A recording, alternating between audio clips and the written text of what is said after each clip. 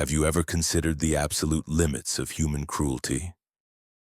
We often look to the Nuremberg trials, where the monstrous crimes of Nazi doctors were laid bare for the world to see as the ultimate benchmark for state-sanctioned depravity. We learn about Joseph Mengele, the angel of death, and the horrific experiments at Auschwitz.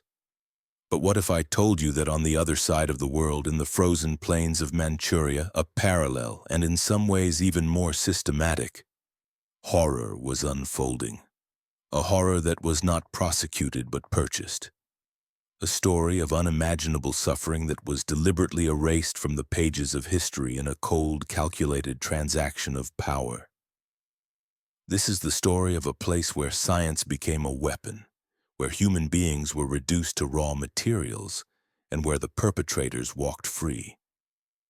This is the dark, suppressed history of the Imperial Japanese Army's Epidemic Prevention and Water Purification Department, a name so mundane it borders on the obscene. For it was nothing more than a chilling euphemism for the place known to history as Unit 731. Today we delve into one of the most disturbing chapters of the 20th century. A story filled with eye-opening truths that challenge our understanding of justice and memory after the Second World War. We will uncover the origins, the operations, and the appalling legacy of this clandestine biological and chemical warfare research unit. We will explore the depths of its experiments, not for the sake of sensationalism, but to bear witness to the victims whose stories were silenced for decades. And most critically, we will examine the shocking post-war deal that allowed the architects of this suffering to escape justice, their heinous knowledge traded for immunity. This is not just a story about the past. It is a profound lesson about the moral compromises nations are willing to make in the enduring struggle for historical truth. Before we proceed into this dark territory, we ask that you kindly hit the like button, share this video to help spread these vital and often overlooked histories, and subscribe to our channel for more content that dares to look into the shadows of our collective past. Your support is crucial in bringing these stories to light. To understand how an institution like Unit 731 could even exist, we must first transport ourselves to the geopolitical climate of the early 1930s. Japan was in the grip of an aggressive, expansionist militarism.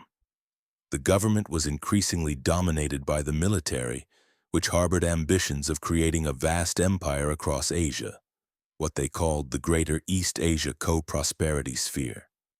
This ideology was fueled by a potent mix of nationalistic fervor, a belief in Japanese racial superiority, and a pragmatic desire for the natural resources of its neighbors. In 1931, Japan invaded Manchuria, a resource-rich region in northeastern China, and established the puppet state of Manchukuo. This act of aggression marked a crucial turning point, setting Japan on a collision course with China and eventually the rest of the world.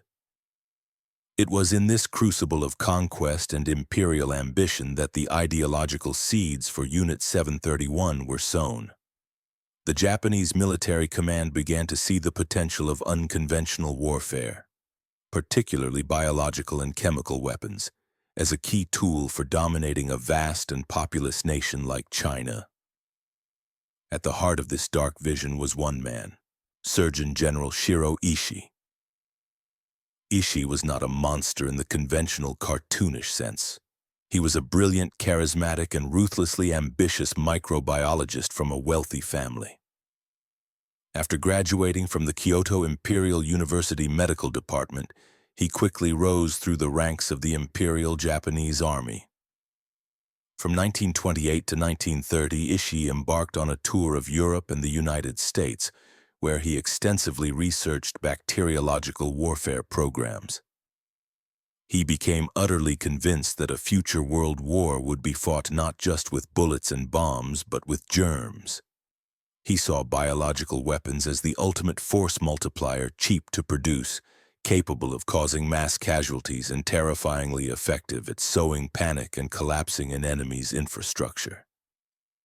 Upon his return to Japan, he lobbied relentlessly within the highest echelons of the military, arguing that Japan was falling dangerously behind the Western powers in this new form of warfare. His powerful patrons, including the Minister of the Army, Sadao Araki, were receptive.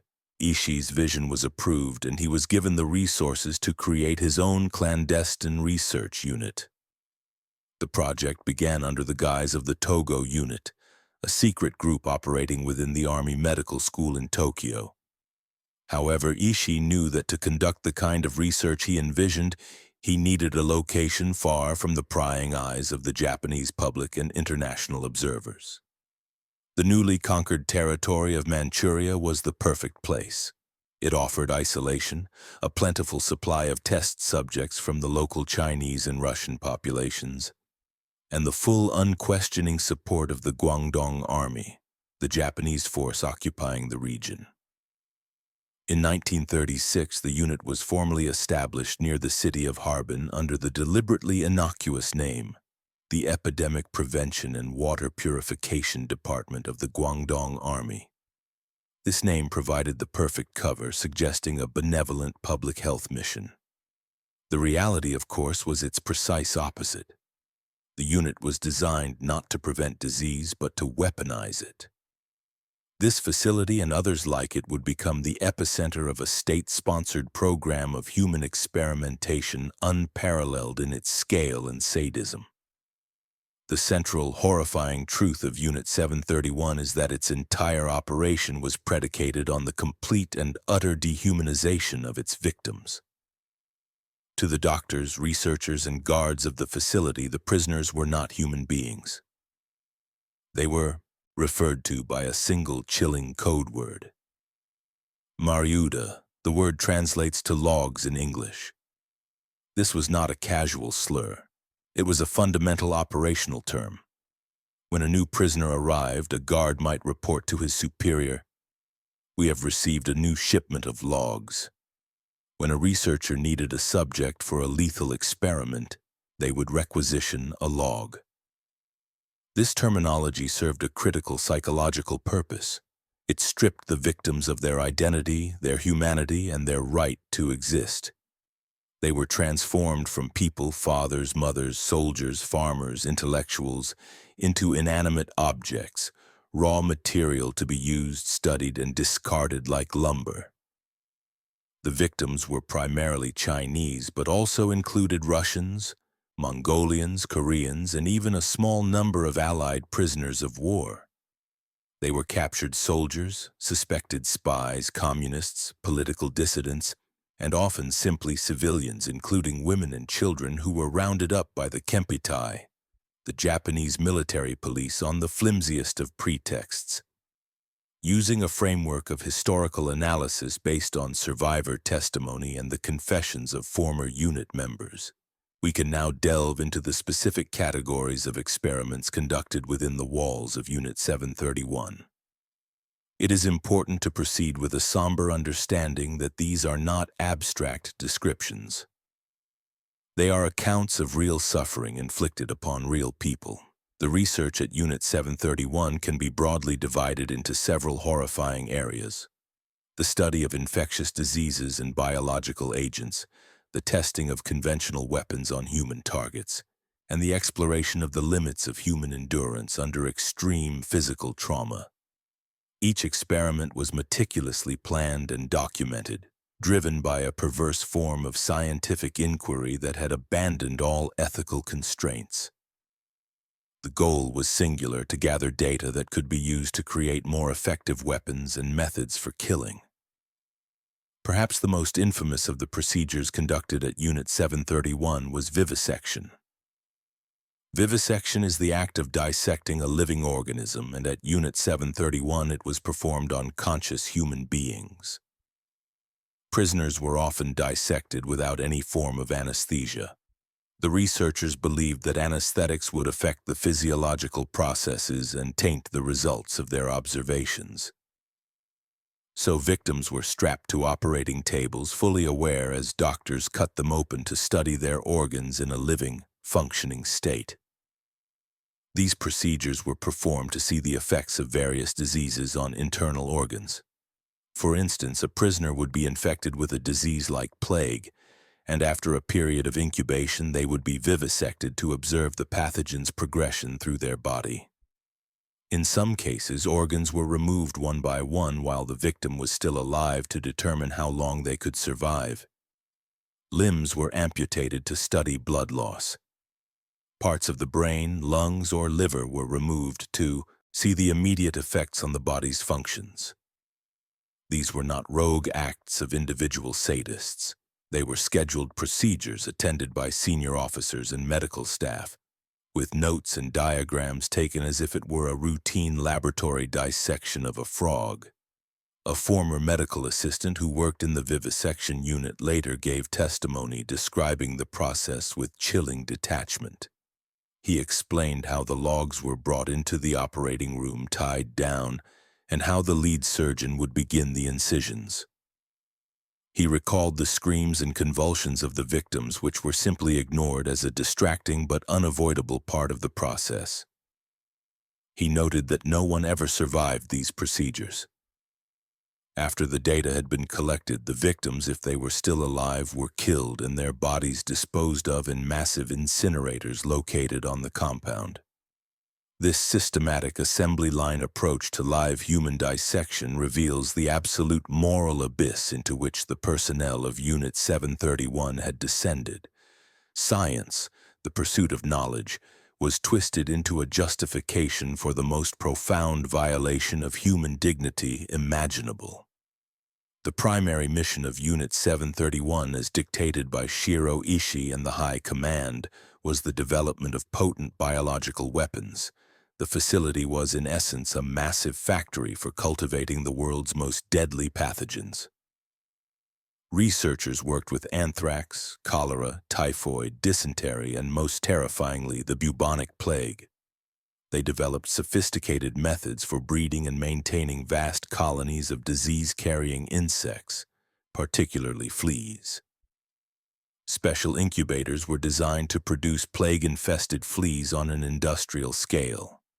One former worker described how the facility could produce tens of millions of fleas in a single production cycle. These fleas were then loaded into specially designed ceramic bombs, known as Uji bombs, which could be dropped from airplanes. Upon impact, the bomb would shatter, releasing the infected fleas over a target area, starting an epidemic. To test the efficacy of these weapons, prisoners were subjected to horrific disease exposure trials. In one common experiment, a group of Mariuta would be tied to stakes in an open field. A plane would then fly overhead and drop a Uji bomb. The researchers, protected in special suits, would then observe the victims, meticulously documenting the incubation period of the plague, the progression of the symptoms, the fever, the swollen lymph nodes or buboes, the internal bleeding, and the agonizing death that followed. In other experiments, prisoners were given food and water deliberately contaminated with cholera or typhoid germs. They were locked in cells with other healthy prisoners to study the rate of transmission. They were given infected bread buns or had pathogens injected directly into their bodies. Every stage of their sickness was monitored, and once they died, their bodies were autopsied to gather further data. It is estimated that these disease experiments killed thousands of people within the compound itself, but the horror did not remain confined within the walls of the facility. Unit 731 used the whole of China as its laboratory. They conducted field tests, unleashing their cultivated plagues on unsuspecting Chinese cities and villages. In 1940, for example, Japanese planes flew over the city of Ningbo and dropped ceramic bombs filled with plague-infested fleas. The resulting outbreak of bubonic plague killed hundreds of civilians. Similar attacks were carried out on other areas in China, causing epidemics that continued to claim lives long after the initial attack. They also contaminated wells and reservoirs with cholera and typhoid in an attempt to poison entire populations. These actions represent one of the few instances in history of the large-scale, systematic use of biological weapons against a civilian population. The exact death toll from these field tests is impossible to calculate with certainty, but historians estimate it to be in the tens of thousands and possibly hundreds of thousands, making the work of Unit 731 not just experimentation but mass murder on a terrifying scale beyond biological agents. The prisoners of Unit 731 were also used as human guinea pigs for testing conventional weaponry.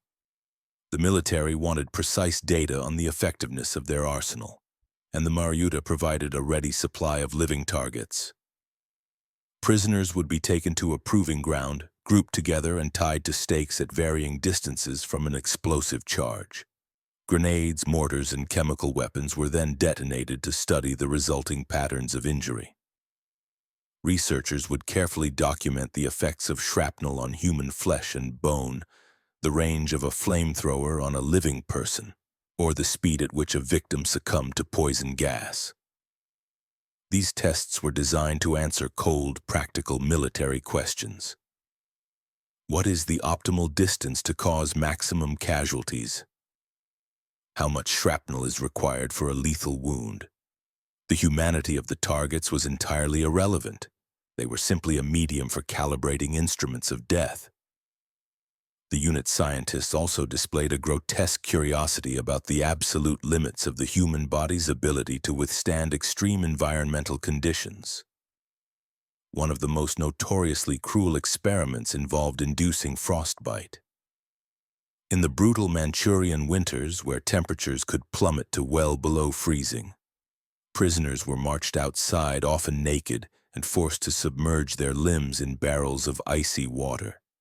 In other variations, their arms or legs were held out while giant fans blew freezing air over them until the limb was frozen solid. A guard would then strike the frozen limb with a stick, and it would make a sound, as one veteran described it, like a wooden board. The researchers would then attempt to thaw the limbs using various methods.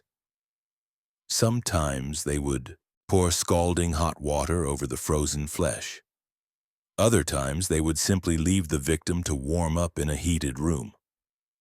The purpose was to find the most effective treatment for frostbite for Japanese soldiers fighting in cold climates. The result for the victims was unimaginable pain, followed by massive tissue decay, gangrene, and the flesh rotting and sloughing off the bone.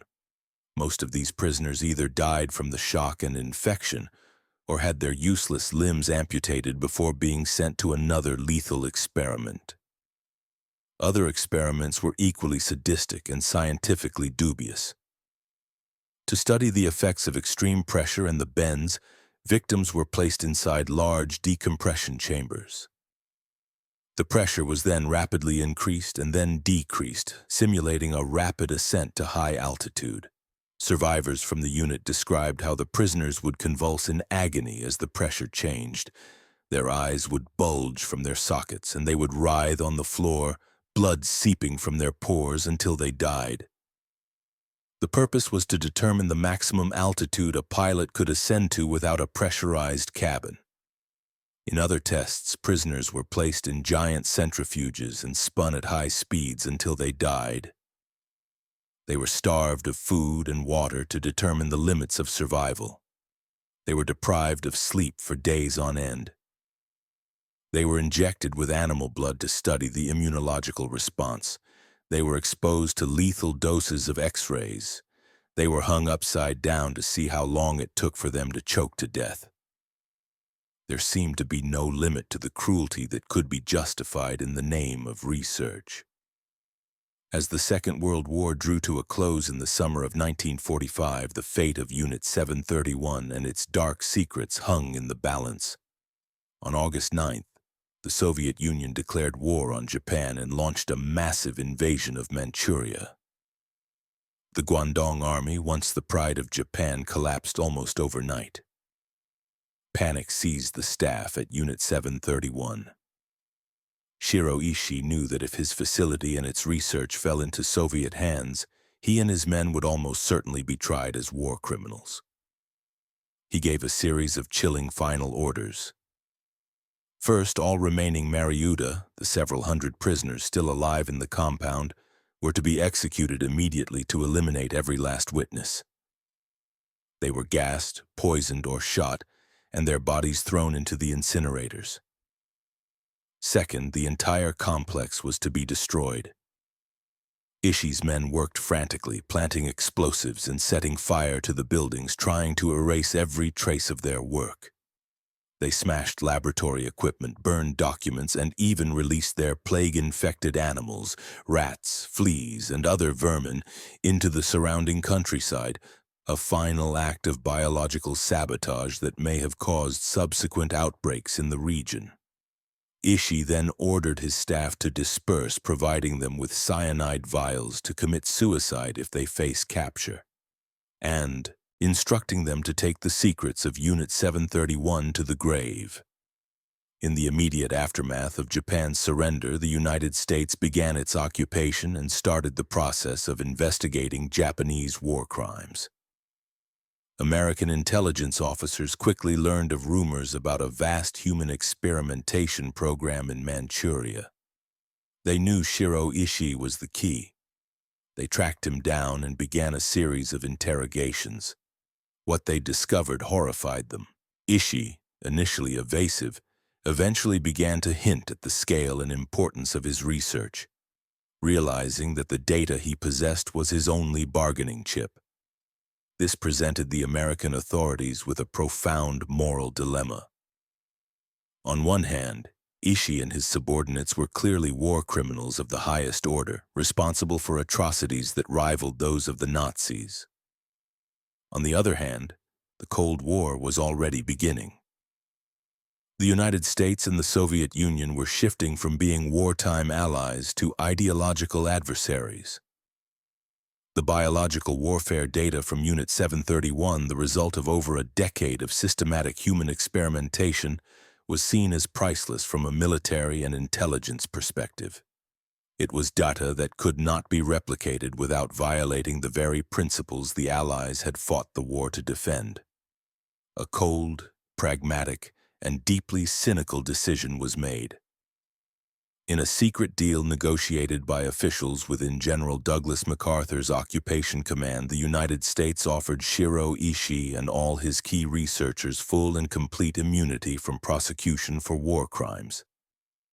In exchange, they were to hand over all of their research data, including autopsy reports, medical slides, and detailed notes from their human experiments.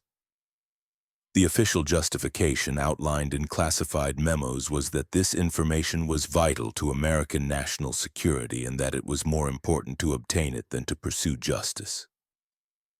The United States was determined to prevent this knowledge from falling into the hands of the Soviets, who had captured some of the lower-level personnel from Unit 731 and did, in fact, hold their own war crimes trial, known as the Khabarovsk trial in 1949. But the top minds, the architects of a horror, were now under American protection. The contrast with what happened in Europe is stark and deeply unsettling. At the Nuremberg trials, 23 Nazi doctors and administrators were charged with war crimes for their roles in human experimentation. 16 were found guilty and 7 were sentenced to death. The Nuremberg Code, a landmark document outlining the principles of ethical medical research, was established as a direct result. Yet at the very same time, the men who had run Unit 731, who had performed vivisections without anesthesia, who had unleashed plagues on civilian populations, were not only spared but were, in some cases, quietly put on the American payroll as consultants. Shiro Ishii lived out the rest of his life in peace, dying of throat cancer in 1959. Many of his top researchers went on to have distinguished and lucrative careers in post-war Japan. They became deans of medical schools, heads of pharmaceutical companies, and prominent figures in Japan's public health sector. They never faced a courtroom, never answered for their crimes, and never publicly acknowledged the suffering they had caused. The deal effectively erased Unit 731 from the official history of the Second World War for nearly 4 decades. The legacy of Unit 731 is a complex and painful one, and it reverberates to this day. For decades, the Japanese government officially denied the existence of the unit and its activities, dismissing the claims as communist propaganda. It was only in the 1980s, thanks to the courageous work of Japanese journalists, historians, and former unit members who finally broke their silence, that the truth began to emerge into the public consciousness. In 1989, for the first time, the Japanese government acknowledged the existence of the unit, though it has remained reluctant to issue a full, unequivocal apology or offer compensation to the victims and their families. This historical amnesia has been a persistent source of tension between Japan and its neighbors, particularly China and South Korea, who see it as a refusal to honestly confront the darkest aspects of its imperial past. For the victims and their descendants, the legacy is one of unresolved trauma and a profound sense of injustice. Thousands of families never knew what happened to their loved ones who were taken away by the Kempeitai. The story of Unit 731 provides a horrifying answer. The immunity deal meant that there was no day in court, no official recognition of their suffering, no public accounting for the crimes committed against them. The pursuit of justice has been left to aging survivors and activists who have filed lawsuits against the Japanese government, seeking acknowledgement and compensation. While some of these lawsuits have achieved partial victories in lower courts, the highest courts in Japan have generally dismissed the claims, leaving the victims with little legal recourse. The silence was not just a passive forgetting. It was an active, deliberate suppression of truth, a second crime committed against those who had already suffered the unimaginable. Exploring the history of Unit 731 is not an easy journey. It forces us to confront the terrifying capacity for human beings to inflict suffering on others under the banner of ideology, science, or national interest. It reveals an unsettling dimension of the post-war world, where the pursuit of justice was sometimes subordinated to the cold calculations of geopolitical advantage. The story of Shiro Ishii's immunity is a stark reminder that history is not always written by the righteous, but often by the victors, and that truth can be a commodity to be bought and sold. Acknowledging these historical injustices is not about perpetuating guilt or reopening old wounds for the sake of it. It is about honoring the memory of the victims, the nameless Mariuta whose humanity was stolen from them. It is about understanding the dangerous intersection of science without ethics and power without accountability. And it is about affirming a fundamental principle that the truth, no matter how long it is buried or how painful it is to uncover, must eventually be brought into the light. The shadows cast by Unit 731 are long, and they serve as a permanent warning to all of humanity. Thank you for joining us on this difficult but necessary exploration of a dark chapter in our shared history. The story of Unit 731 is a testament to the importance of remembering what others have tried to make us forget. It shows us that the fight for historical truth is an ongoing and vital struggle.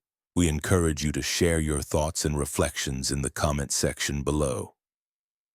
What part of this history did you find most shocking or important?